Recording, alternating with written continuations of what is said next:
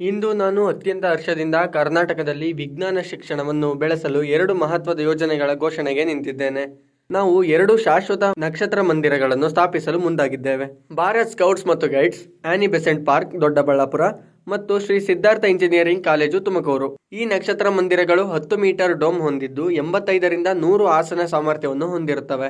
4K digital projection ತಂತ್ರಜ್ಞಾನದಿಂದ ಸುಸಜ್ಜಿತವಾಗಿದ್ದು ಅನೇಕ ವಿಜ್ಞಾನಪೂರ್ವ ಶೋಗಳು ಹಾಗೂ ಅಂಧಶ್ರದ್ಧೆ ವಿರುದ್ಧದ ಕಿರುಚಿತ್ರಗಳನ್ನು ತೋರಿಸಲಾಗುತ್ತದೆ. ಈ ನಕ್ಷತ್ರ ಮಂದಿರವನ್ನು ನಿರ್ಮಿಸಲು 2 ರಿಂದ 3 ಕೋಟಿ ಮೊತ್ತದ CSR ಅನುದಾನವನ್ನು ಬಳಸಲಾಗುತ್ತಿದೆ ಎಂದು ಕರ್ನಾಟಕ ರಾಜ್ಯ ವೈಜ್ಞಾನಿಕ ಸಂಶೋಧನಾ ಪರಿಷತ್ನ ಅಧ್ಯಕ್ಷರಾಗಿರುವ ಡಾಕ್ಟರ್ ಹುಲಿಕಲ್ ನಟರಾಜ್ರವರು ತಿಳಿಸಿದರು.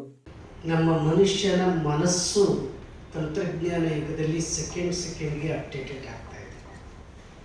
ತಂತ್ರಜ್ಞಾನ, ಅದರ ಮನಸ್ಸು ಮಾತ್ರ ಸದಾ ಔಟ್ಡೇಟೆಡ್ ಆಗ್ತಾ ಇದೆ. ಅದು ಔಟ್ಡೇಟೆಡ್ ಆಗಬಾರ್ದು ಅಂತ ಹೇಳಿ ಮಕ್ಕಳ ಮನಸ್ಸನ್ನು ಕೇಂದ್ರೀಕೃತವಾಗಿ ನಮ್ಮ ಕರ್ನಾಟಕ ರಾಜ್ಯ ವೈಜ್ಞಾನಿಕ ಸಂಶೋಧನಾ ಪರಿಷತ್ ಅಂಧಶ್ರದ್ಧೆಯ ವಿರುದ್ಧ ಇಲ್ಲಿವರೆಗೂ ಒಂದು ದೊಡ್ಡ ಜಾಗೃತಿ ಆಂದೋಲನವನ್ನೇ ಏರ್ಪಾಡು ಮಾಡಿಕೊಟ್ಟ ತಮಗೆಲ್ಲ ಗೊತ್ತಿದೆ. ಸ್ಮಾರ್ಟ್ ಅಂತ ಹೇಳಿ, ಸ್ಟಾರ್ಟಪ್ ಅಂತ ಹೇಳಿ ನಮ್ಮ ಪರಿಷತ್ ಇವರೆಲ್ಲರೂ ಯೋಚನೆ ಮಾಡಿದಾಗ ಅನೇಕ ಸಂಘ ಸಂಸ್ಥೆಗಳ ಜೊತೆ ಮತ್ತು NGOsಗಳ ಜೊತೆ ನಾವು ಚರ್ಚೆ ಮಾಡಿದ್ರೆ ನಿಮ್ಮೊಂದಿಗೆ ನಾವಿದ್ದೀವಿ, ಏನು ಕೊಡಬೇಕು ಹೇಳಿ ಅಂತ ಹೇಳಿದ್ರು. ನಾವು ಮನಸ್ಸು ಮಾಡಿದ್ದು ನಕ್ಷತ್ರ ಮಂದಿರವನ್ನು ಮಕ್ಕಳ ಮುಂದೆ ಹೇಳಬೇಕು.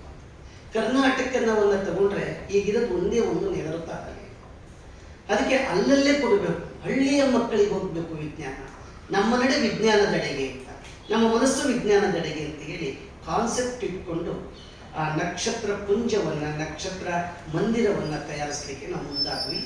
ಅದಕ್ಕೆ ಸ್ಥಳ ಬೇಕಲ್ಲ, ಅದಕ್ಕೆ ಲೀಸ್ಗೆ ಹಾಕ್ಕೊಡ್ತೀವಿ ಕಾನೂನಾತ್ಮಕವಾಗಿ ಅಂತ ಮುಂದೆ ಬಂದು ಎಲ್ಲ ರೈಟಪ್ ಅಲ್ಲಿ ಕೆಲಸ ಆಗ್ತಾ ಇದೆ. ಪ್ರಥಮವಾಗಿ ಭಾರತ್ ಸ್ಕೌಟ್ ಕ್ಯಾಂಪ್ನಲ್ಲಿ 2.5 ರಿಂದ 3 ಕೋಟಿ ವೆಚ್ಚದಲ್ಲಿ ಪ್ಲಾನಿಟೋರಿಯಂ ಮಾಡ್ತಾರೆ. 2.5 ರಿಂದ 3 ಕೋಟಿ ಆಗುತ್ತೆ ಒಂದು ಡೂಮ್ ನಾವು ಮಂದಿರವನ್ನು ತಯಾರಿಸಲಿಕ್ಕೆ. ಒಂದು ದಿವಸಕ್ಕೆ 3 ಸರಿ 4 ಸರಿ ತೋರಿಸ್ಬೋದು. ಕನಿಷ್ಠ ಒಂದು ತಿಂಗಳಿಗೆ 500 ಜನ ಮಕ್ಕಳು ನೋಡ್ತಾರೆ ಅಂದರೆ ಒಂದು ವರ್ಷಕ್ಕೆ 500 × 300 ಜನ ಎಷ್ಟಾಗುತ್ತೆ? 1.5 ಲಕ್ಷ ಜನ.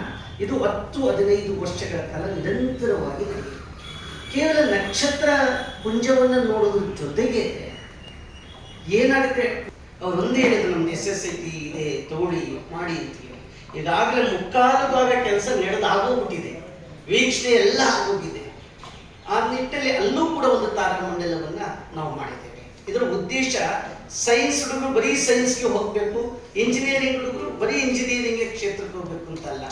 ಅವ್ರ ಸೈನ್ಸ್ ಆಗಲಿ, ಆರ್ಟ್ಸ್ ಆಗಲಿ, ಅವ್ರ ಇಂಜಿನಿಯರಿಂಗ್ ಆಗಲಿ, ಯಾರೇ ಆಗಲಿ, ಆ ಮಕ್ಕಳು ತನ್ನೊಳಗಡೆ ಇರ್ತಕ್ಕಂಥ ವಿಜ್ಞಾನವನ್ನು ಮೈಗೂಡಿಸ್ಕೊಂಡು ಅದರಂತೆ ನಡೆಯೋದು, ತನ್ನೊಳಗಡೆ ಇರ್ತಕ್ಕಂಥ ಅಂಧಶ್ರದ್ಧೆಯಿಂದ ಹೊರಗಡೆ ಮಾಡೋಕ್ಕೆ ಈ ನಮ್ಮ ಸಂಸ್ಥೆ ಸದಾ ಸಿದ್ಧ ಇದೆ.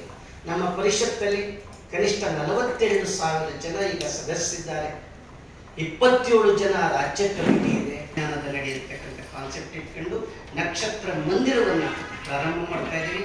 ಈಗಾಗಲೇ SSIT ಒಂದು ತಯಾರಾಗಿದೆ. ಇನ್ನು ಸಿದ್ಧಾರ್ಥ ಸ್ಕೂಲ್ ಆಫ್ ಇಂಜಿನಿಯರಿಂಗ್ ಕಾಲೇಜಲ್ಲಿ ಅಲ್ಲೇ ರೆಡಿ ಆಗೋಗ್ಬಿಟ್ಟಿದೆ, ಓಪನ್ ಆಗಬೇಕು. ಇನ್ನು ಇಲ್ಲಿ ಎಲ್ಲ ವ್ಯವಸ್ಥೆಯನ್ನು ಮಾಡ್ತಾ ಇದ್ದೀವಿ. ಇನ್ನೂ ಕೂಡ ನಾವು ಗೋಕಾಕಲ್ಲಿ ಒಂದು ಮಾಡಬೇಕು ಅಂತ, ಹಾಸನದಲ್ಲಿ ಒಂದು ಮಾಡಬೇಕು ಅಂತ ಎಲ್ಲ ವ್ಯವಸ್ಥೆಯನ್ನು ಹೆಜ್ಜೆ ಇಟ್ಟಿದ್ದೀವಿ. ಹಾಸನದಲ್ಲೂ ಕೂಡ ಈಗಾಗಲೇ ಇಂಜಿನಿಯರಿಂಗ್ ಕಾಲೇಜನ್ನು ಮುಂದೆ ಬಂದಿದೆ. IAS ಆಫೀಸರ್ಸ್ಗೆ ಬೇಕಾಗಿರೋದು ಏನಂತ ಅಂತಂದ್ರೆ, ನಾವೇನಾದ್ರೂ ಖರ್ಚು ಮಾಡಿರ್ತೀವಿ, ಆ ಖರ್ಚು ಮಾಡಿದ್ದು ನಿಜವಾಗ್ಲೂ ಆ ಜನಗಳಿಗೆ ರೀಚ್ ಆಗ್ತಿದ್ಯಾ ಇಲ್ವಾ? ಹೇಗೆ ಗೊತ್ತಾಗುತ್ತೆ?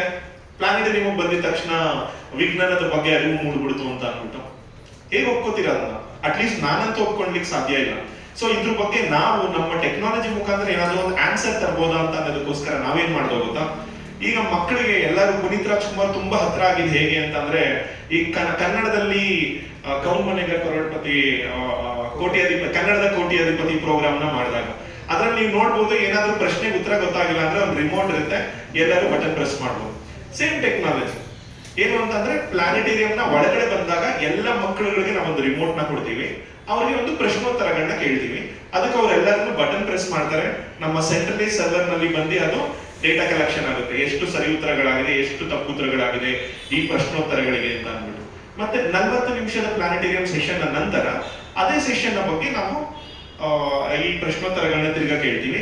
ಅವಾಗ ಎಷ್ಟು ಜನ ಮಕ್ಕಳು ಅದನ್ನ ಕರೆಕ್ಟ್ ಆನ್ಸರ್ಸ್ ಕೊಟ್ಟಿದ್ದಾರೆ. ಇದರಿಂದ ಏನಾಗುತ್ತೆ, ನಿಮ್ಗೆ ಮೆಷರಬಲ್ ಇಂಪ್ಯಾಕ್ಟ್ ನ ತೋರಿಸಬಹುದು, ಕ್ವಾಂಟಿಫೈಬಲ್ ರಿಸಲ್ಟ್ ಗಳನ್ನ ತೋರಿಸಬಹುದು. ಅಂದ್ರೆ ಇಷ್ಟು ಜನ ಮಕ್ಕಳಿಗೆ ಈ ಕಂಟೆಂಟ್ಸ್ ಗಳು ಅರ್ಥ ಆಗಿದೆ ಅಂತ. ಅಂಡ್ ಟಿಪಿಕಲಿ ನಾವು ಚೈಲ್ಡ್ಹುಡ್ ಇಂದ ನೋಡ್ಕೊಂಡ್ ಬಂದಿರೋದು ಏನು ಅಂತಂದ್ರೆ ಪ್ಲಾನೆಟೇರಿಯಂ ಅಂದ್ರೆ ಸೋಲಾರ್ ಸಿಸ್ಟಮ್, ಅದ್ ಬಿಟ್ರೆ ಲೈಫ್ ಸೈಕಲ್ ಆಫ್ ಸ್ಟಾರ್ ಅಂತ.